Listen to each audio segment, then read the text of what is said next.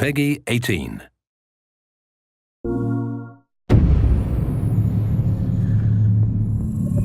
Detroit Become Human was produced over a period of 4 years. Here in Paris, we have a team of about 180 people. And to that, we need to add also all the outsourcing with our partners in the Philippines, in China, Vietnam, and in India. So when we started working on this story, I had to imagine where Kara was built. And for whatever reason, the city of Detroit came very quickly to my mind because it had already an incredible story by itself full of history and themes.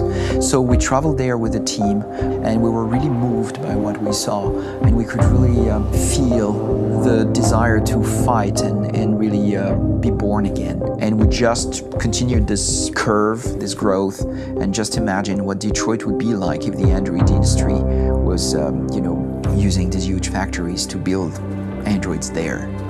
A very strong element in Detroit is that there's a lot of industrial wasteland and a lot of nature too, and for us, the graphic designers, it was an incredible playground. The destroyed zones which we wanted to preserve, we appropriated them to turn into something else.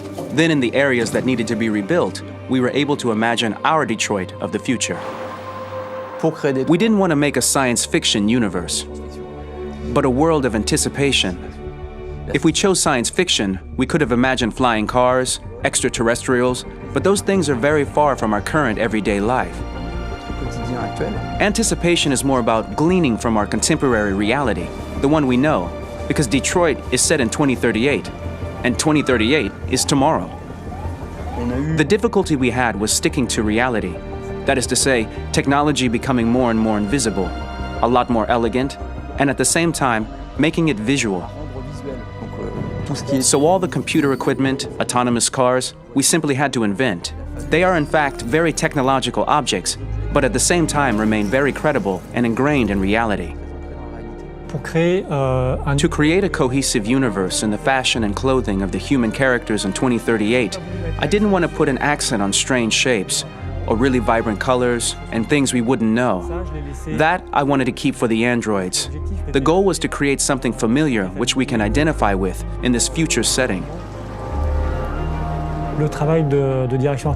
Working on the artistic direction for the androids was a bit special because this is a project about the place they could occupy in the human world.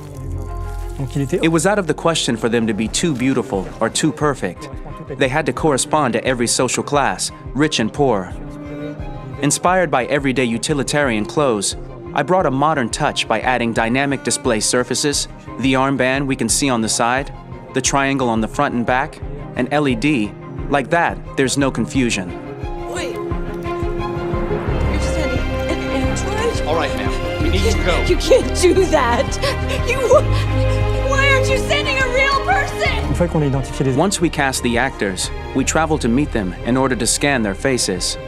We record the structure of their face with the scan, and we record the colors and patches of skin with photography. Once we have this information, we will use this as a basis for modeling and creating the characters. The artist will make it more realistic, but will also enrich it. He will propose ideas which we will develop together. Finally, we will have a character with character who corresponds to the project and the world. When the actors come to Quantic Dream, we show them the design, what their image will be, and what they will look like in the game. This extra information gives them another dimension and color to connect with emotionally. It helps them think about how to play their character. Your mission. That's all you care about, huh? You should consult a professional who can help you. Beat it, you hear me? Get the hell out of here! For the players.